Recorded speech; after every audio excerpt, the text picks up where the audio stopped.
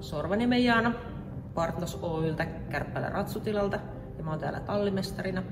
Tuoteesittely oli mahtava. Mä sain päästä kokeilemaan höyrypesuria ja mä olisin alkanut peseen sillä koko tallia heti, että se oli kyllä niin kiva kokemus, että näki heti työn sen jäljen.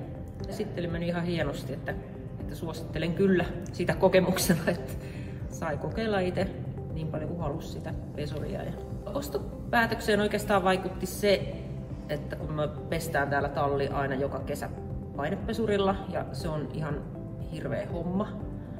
Ja siinä tulee kaiken näköisiä ongelmia, kun hevoset tulee kumminkin osa hevosista aina yöksi sisälle, niin sitten pari karsinaa kerrallaan päästiin pesemään.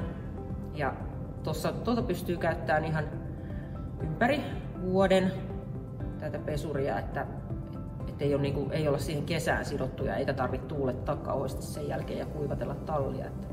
Ja sitten se, että ei tarvitse käyttää mitään kemikaaleja, se oli iso asia. Karsinat, seinät ja sitten meillä on myös muita tiloja, meillä on Kanala ja Lampola.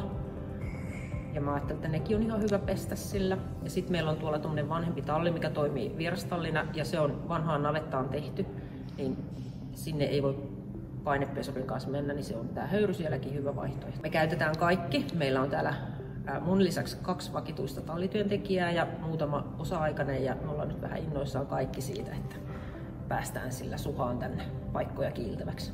Suosittelen ehdottomasti, että voi jättää kemikaaleja pois.